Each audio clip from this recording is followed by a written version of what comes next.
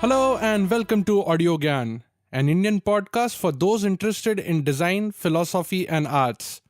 Audio Gyan documents thoughts, ideas, and insights from known and unknown gems of India who have done some remarkable work in their field of interest.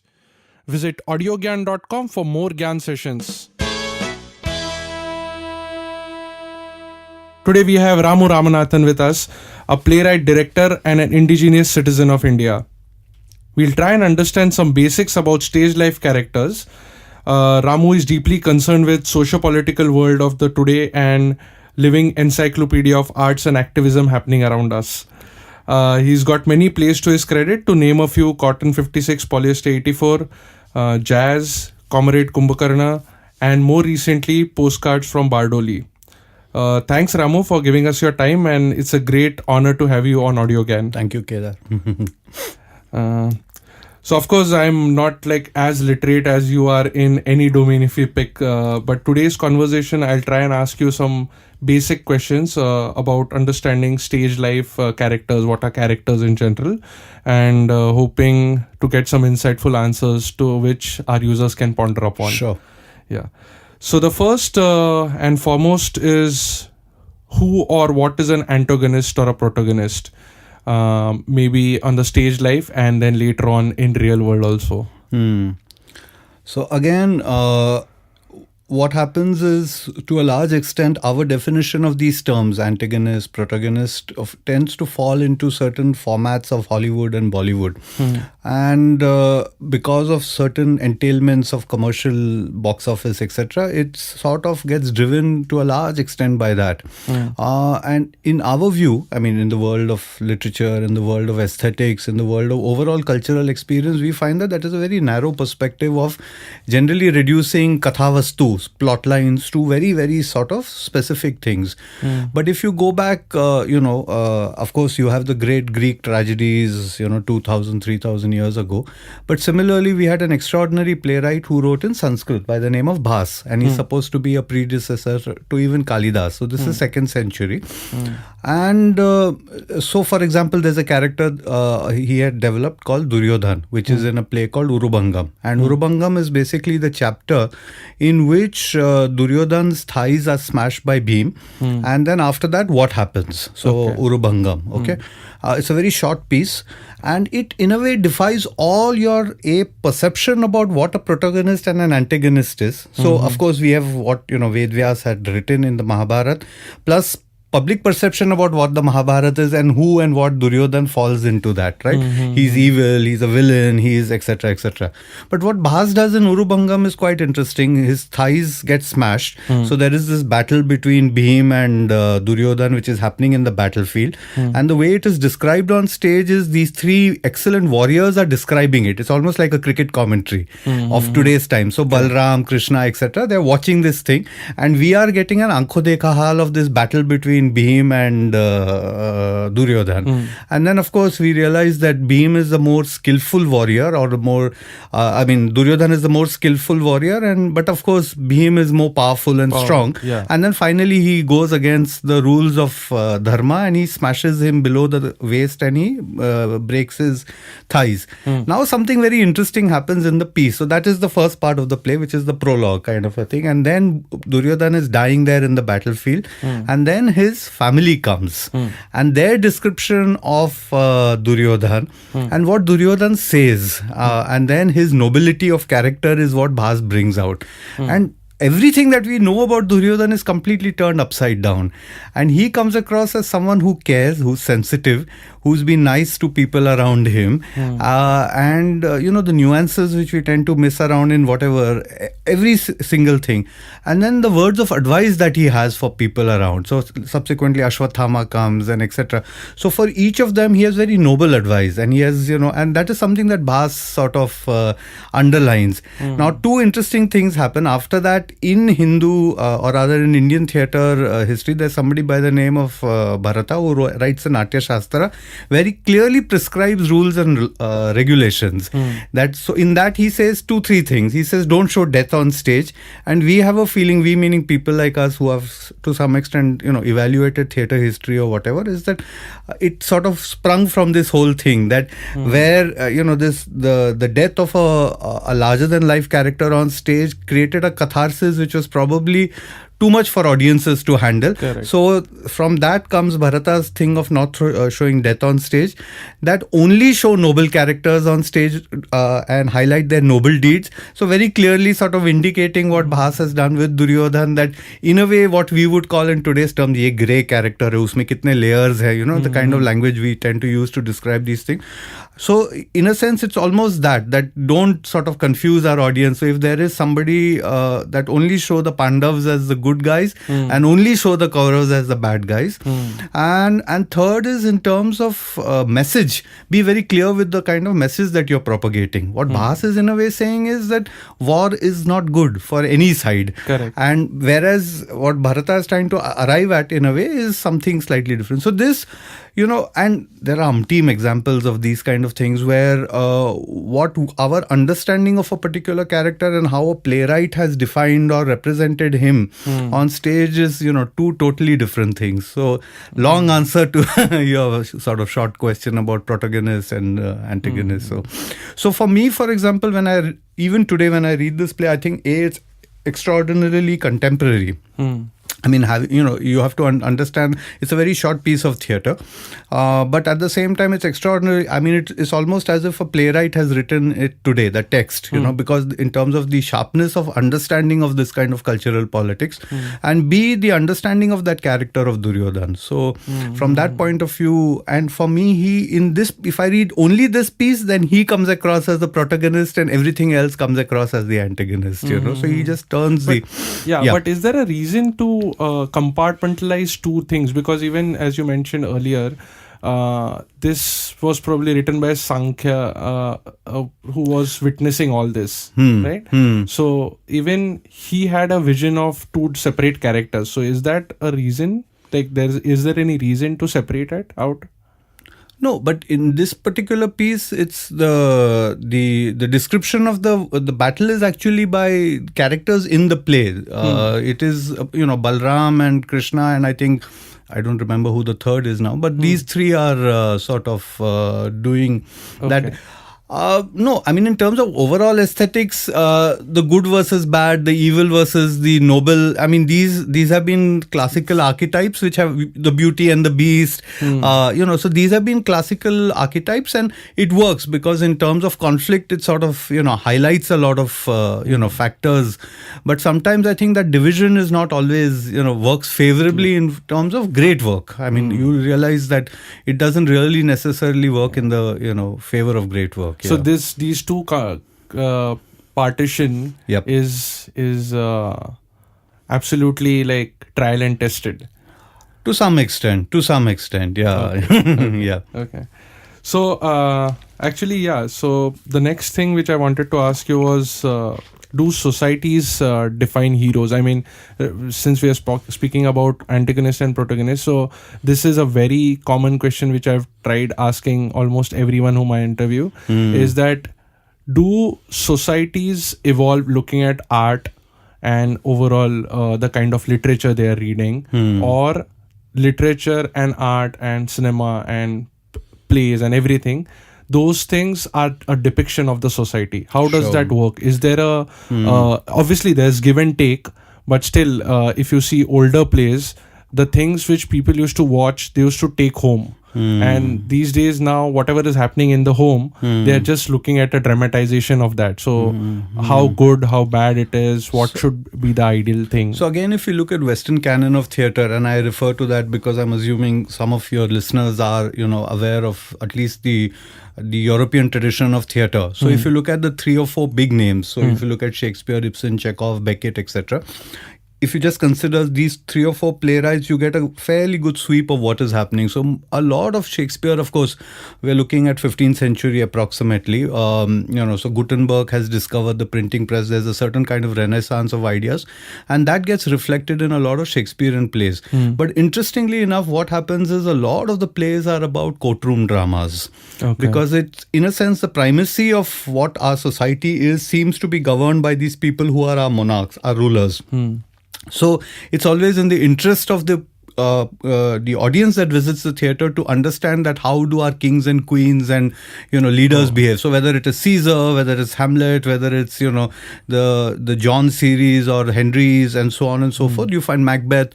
So to a large extent, it's got to do with people who are governing our society and who are ruling our society. Something interesting starts happening post 1889, which is the French Revolution, and then you find that there is a kind of tradition where that's the overthrowing of the French monarchs over there. And then you find that with the advent of pre-industrialization, etc., and the concepts of equality and so on, you find that it starts getting percolated in Europe in different parts of society. Yeah. So you have again we are looking at very broad brushstrokes, but you have the arrival of 2 playwrights, Chekhov and Ibsen, who are in a way predecessor to a lot of what happens in the 20th century. Okay. And instead of the plays transpiring in courtrooms and battlefields and in this great sort of arena of war, you suddenly start having plays transpiring in drawing rooms and living rooms. So if you look at the great plays written by Chekhov and Ibsen, they to a large extent transpire in the living rooms. And in one brushstroke, from the sort of super privileged monarchs and kings and princes and lords, he brings them down to middle class gentrified bourgeois. And their argument is, if you look at a lot of Ibsen, is that 2 things. One is that the living room is as vicious and as dangerous a place as a battlefield. Okay. And as Tolstoy had once said, every family is a great dramatic story to tell, and every family is an unhappy family. And there are secrets, and there is viciousness, and there's nastiness, which is on the scale of what is happening inside the lives of these kings and queens. So that is the first thing. The second thing that happens is, for example, if you read a lot of Chekhov's plays, the classics, Uncle Vanya, Three Sisters, Cherry Orchard, etc., on stage it seems as if very little is happening in the lives of these human beings. You think that is fairly mundane, it's fairly boring. You're watching 3 hours of this theatre and really nothing is happening. But while on the living room, on stage, nothing is happening. Off stage, the great dramatic upheavals in society are transpiring. So, if Chekhov is happening in Russia, where you're finding a big shift from the Tsar to what the Bolsheviks had come to, there was going to be a shift, land reform, and there was going to be an overthrow of the Tsar, etc. So there is that big shift that is happening. So everything that is happening on stage is reflecting the transition that is happening outside in society. Correct. So the dramas outside, it's a lot like some of Tendulkar's plays later, after about 60 to 70 years later, where on stage you seem to see a certain kind of vacuum. But actually off stage, what you're saying is that this is a society which is in the middle of a certain kind of hypnosis, which has been sort of, from the top. And that is getting reflected on stage, that nastiness, that cruelty, all those kind of things.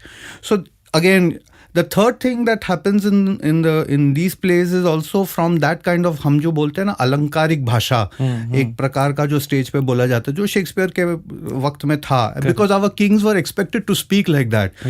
Today when the prime minister speaks from the Red Fort, and if he speaks in a sort of ordinary kind of way, people will not accept it, because public speaking and rhetorics are part of what statesmen do, leaders do, etc. So that was getting reflected in a lot of the Shakespearean tradition. Whereas if you see a lot of, or hear a lot of Chekhov and Ibsen, you will realize that the language suddenly starts getting simplified. Short sentences, they're communicating. It is the way you and I are having a conversation right now. It is very sort of at the level, it's very, very mundane. So that is the third thing that happens. Then we see another shift, which is again in Europe, we are confining ourselves to Western canon, is between World War I and World War II, where again you had playwrights like Beckett and Ionesco and so on, which is called the theatre of the absurd. And again, Samuel Beckett is an interesting example of this whole tradition because, again, a few things happen. Here is a man who's born in Ireland. He shifts to France and he consciously decides that he's going to write plays in French. And during World War II, here he is a citizen of one country in another country, France, which is besieged by a war between Germany and England, in a way. And while he's in France, that country gets run over by the Nazis. And here he realizes, what is this situation I am trapped in? It's sort of, for him, the ultimate absurdity of human existence. And that is something that gets reflected in a lot of his plays, starting from Waiting for Godot and Endgame and so on. Now, he does something very, very interesting. To depict this absurdity, he takes what we call the absolute dregs of human society. So he takes two tramps, two Bikharis, Vladimir and Estrogen, and places them on center stage, and they decide to wait for Godot. And he decides to throw everything that Shakespeare and Ibsen and Chekhov talk about outside the window of stage, and which is plots, which is characters, which is this whole, thing of antagonist or protagonist. Every single thing that we have learnt about the theatre, he throws out of the stage. Oh, wow. And yet he writes a play which is considered to be one of the landmark productions, and which redefined theatre grammar, theatre history, theatre. So if you look at, in a way, the history of these three playwrights, Shakespeare and of course Ibsen, Chekhov and Beckett, and of course along with them there are a whole body of work. Obviously these are just examples. You see the shifts that overall, again, to answer your question.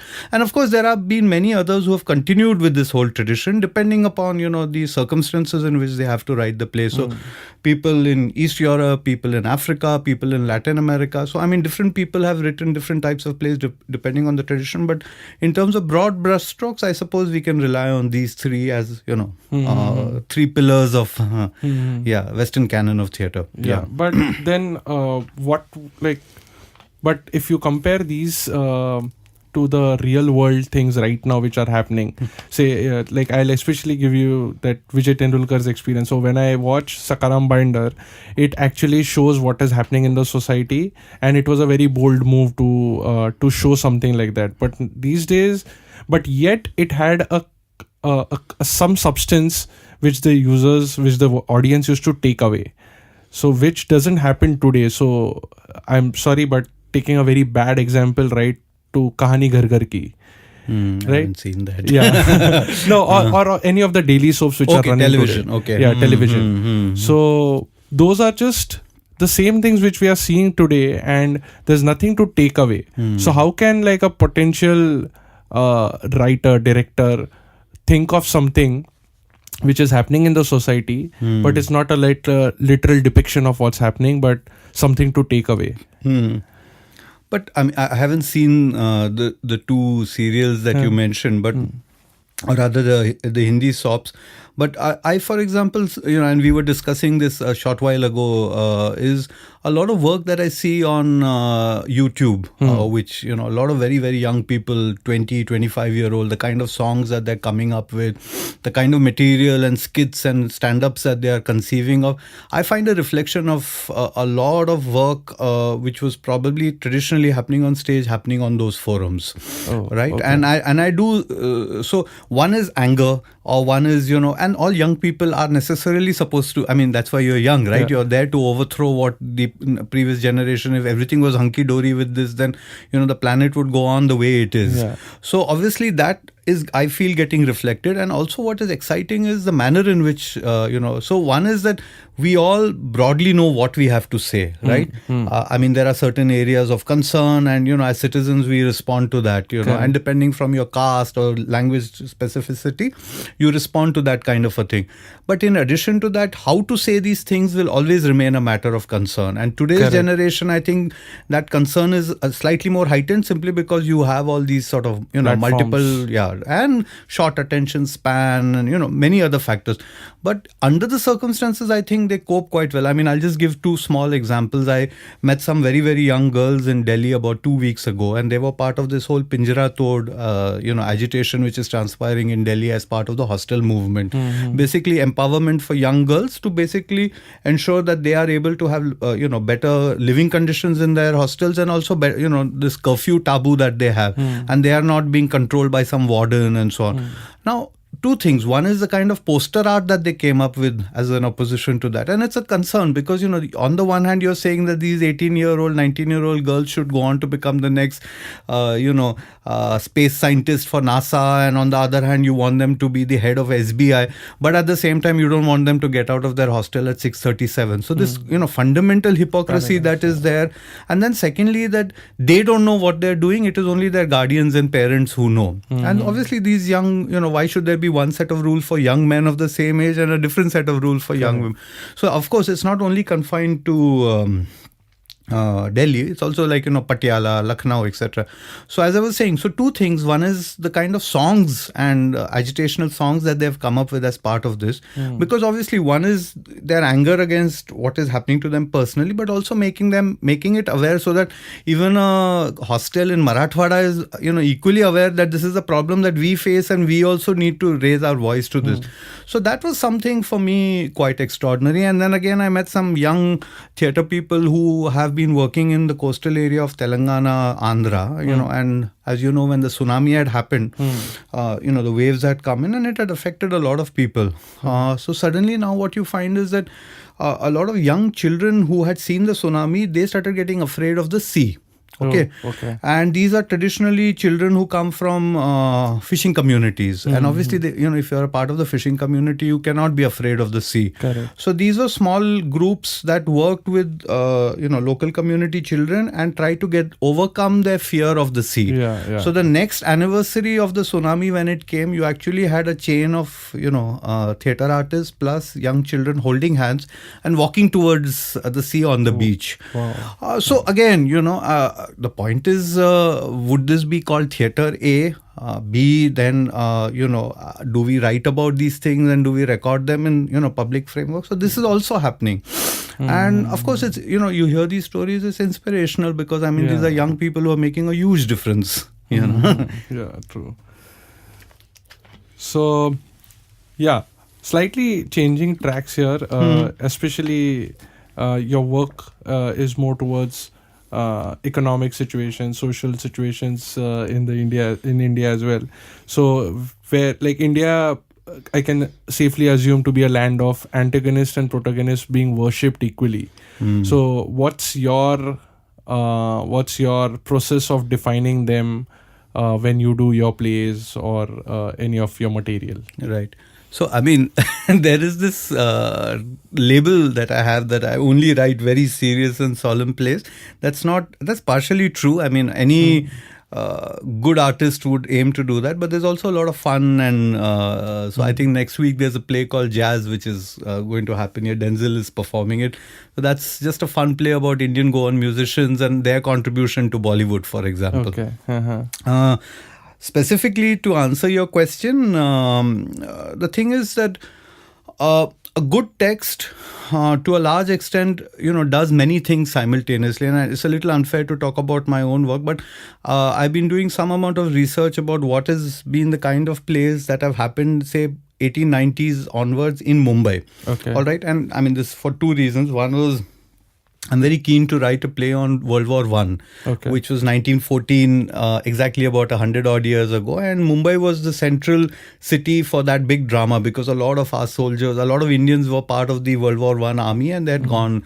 But 2-3 things that happened. One was a lot of these soldiers went out of the Ballard Estate port during 1914 to 1919. Secondly, it all happened in that small little island of South Mumbai where, you had a lot of theatre happening at that point of time. And third was, that was also a period of time where you had the Indian national freedom struggle at its sort of height, and many things were happening at that time. So you had Tilak and the entire Ganpati Mahotsav, you had Gandhi just returning, then from this side you had Ambedkar, then the formation of the RSS in 1915 and Hindu Mahasabha, and then 1925 Communist Party. So all this is happening in that small little space, and what is gluing them and binding them all together is theatre. Wow. Now something very interesting that starts transpiring is that, as you know, I mean, as a good Maharashtrian, that Tilak used a lot of theatre to basically mobilize audiences, right, during the Ganpati Mahotsav. Now, what people don't know is that because he was doing this, there was a fierce clampdown by the British Empire on plays that were being watched. So there is a draconian law called DPA, Dramatic Performance Act, which came into being post 1857 in Mumbai, and because Mumbai was the sort of central hub for the British in terms of their trade and commerce, and they didn't want anything to be disrupted. So that the effects of that law was fierce in Mumbai. All right. So every play that was being performed was under sort of lot of vigilance and surveillance, and unprecedented. I mean, when we hear of the recent debates on censorship and these kind of things, that is nothing compared to what it was about 100 years ago. It was an alien government, and their full might was sort of unleashed on these theatre people.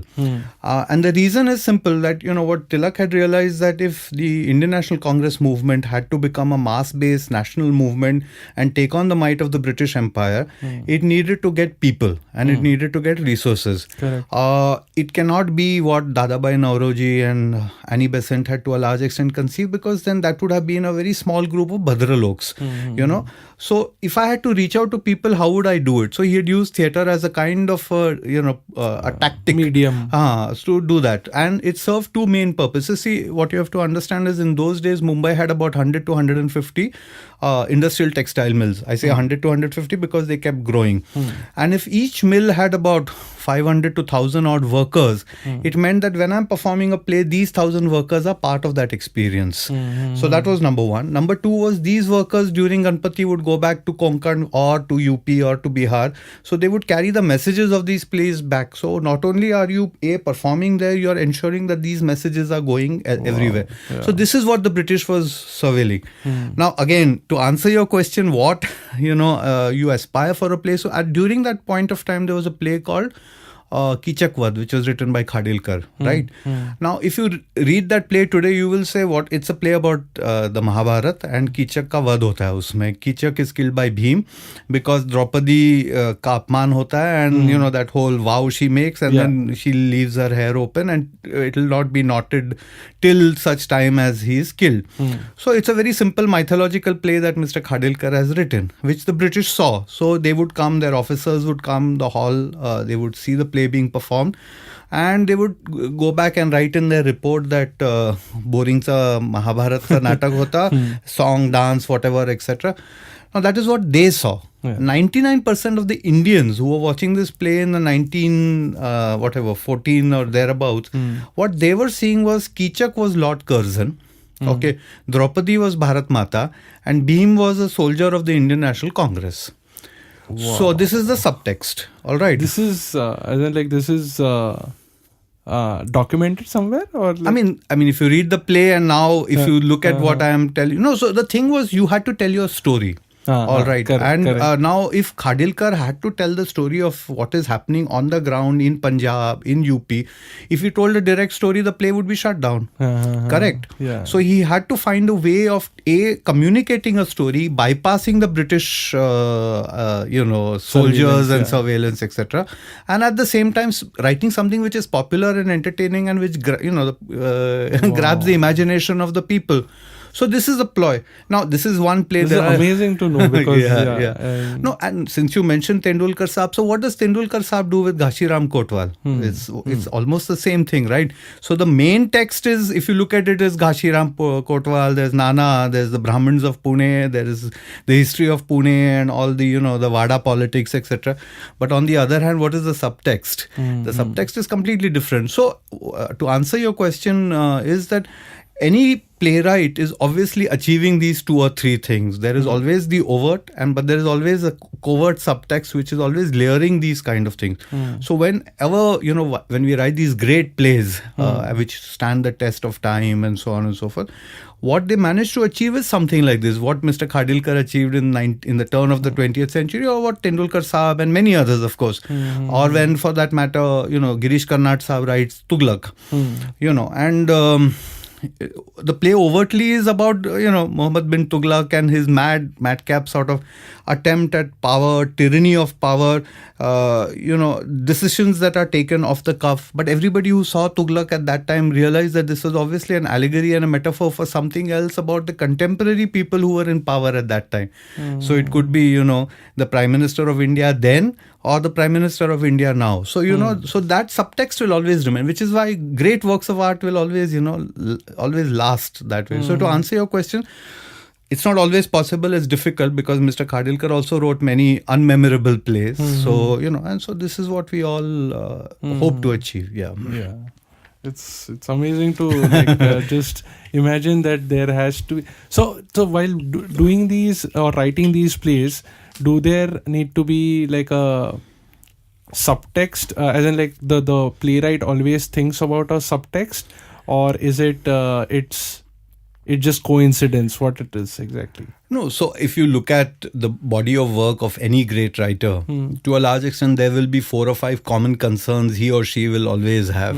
Then the plots, the characters, what things like these ingredients may keep mixing and matching and changing, but common concerns would remain to a large extent. If I've decided to take an avowedly anti-establishment stance, then I will automatically, that will get reflected in my plays through a certain kind of characters or certain kind of juxtaposition of those characters. So that is bound to happen. That is sort of inevitable. So yeah, actually I'm right now, I don't know what to question, but so this is again to become a better audience, since I'm sure like when they the play about Draupadi is happening, the people are also trying to relate it, because the people were also quite maybe educated about the current situation, or are aware of the politics happening around. So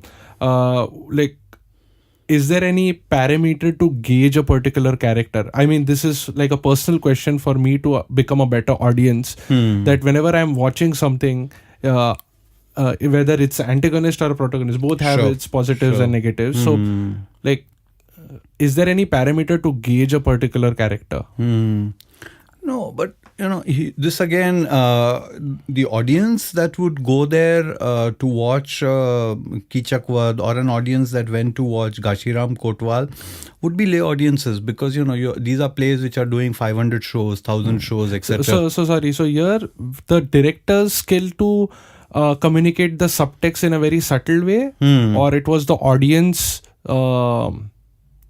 preparation or awareness about the situation to understand what the director is trying to say? What was at work here?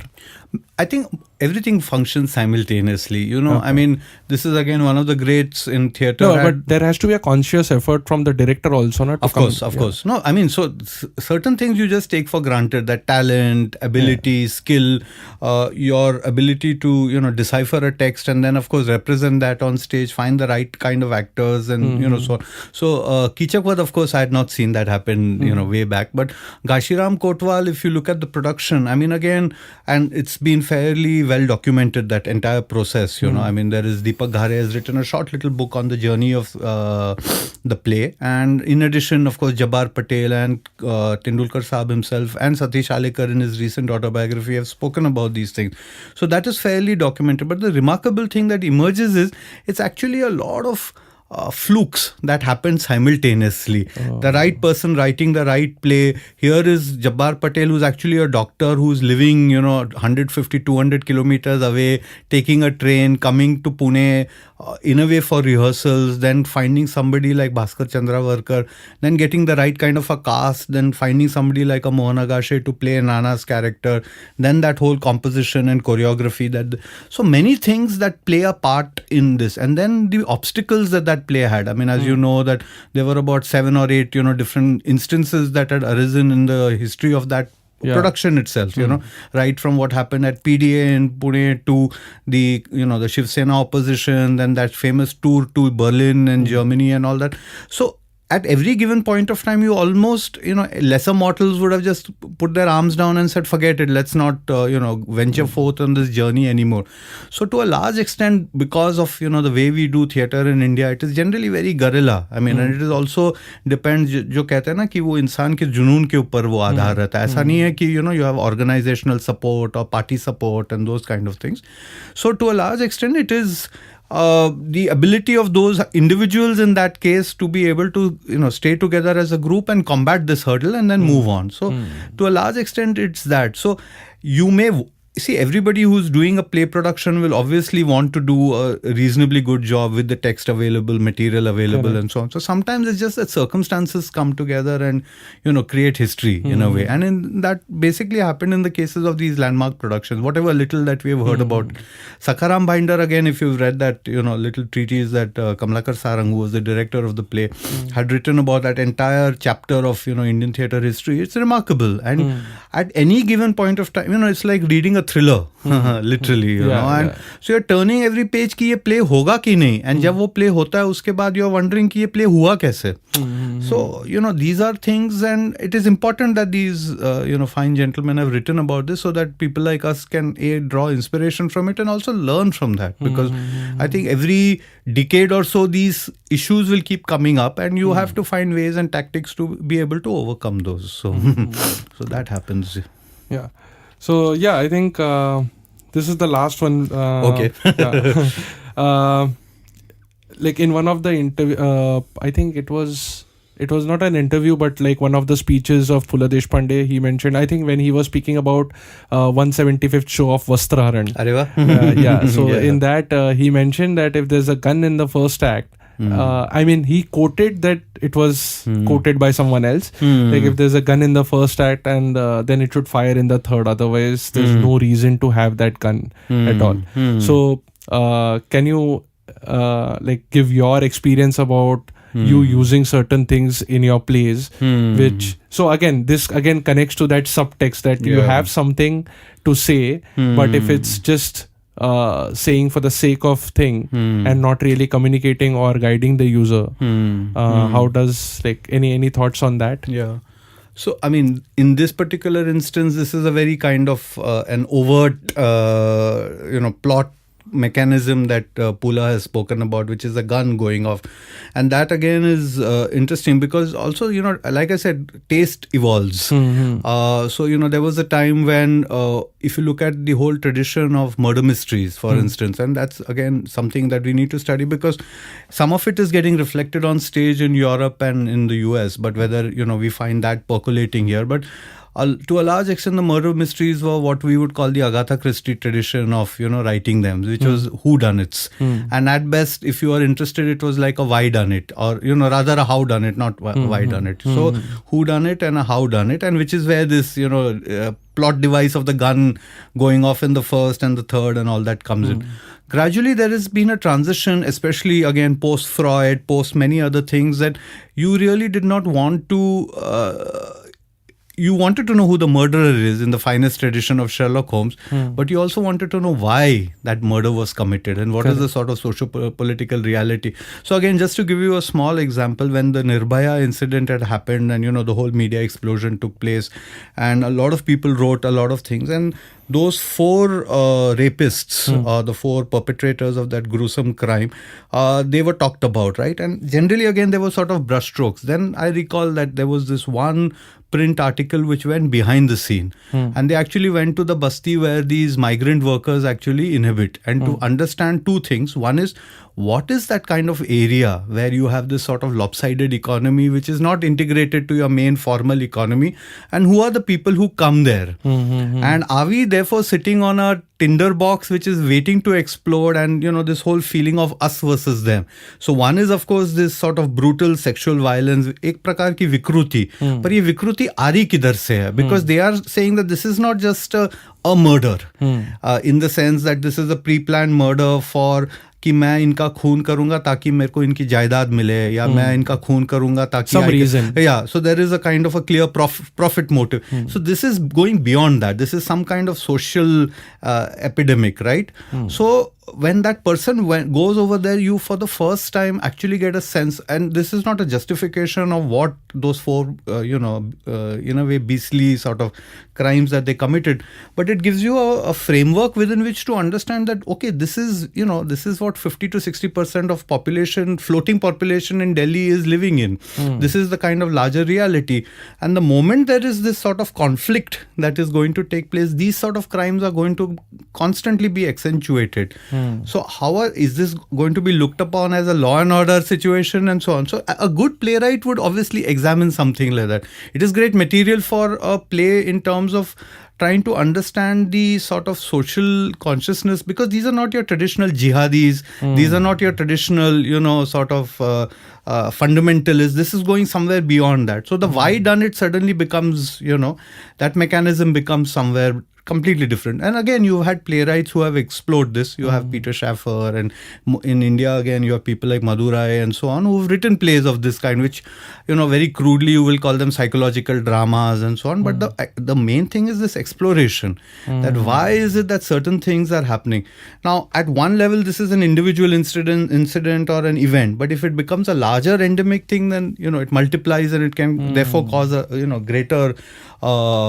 greater sort of an impact. So that is that. I'll just sort of conclude with, there's this great British writer called P.D. James, who again writes crime thrillers. And it's interesting because she creates this character like Agatha Christie creates Hercule Poirot, and our friend creates Sherlock Holmes and so on. She creates a character called Adam Dalglish, who's an inspector there.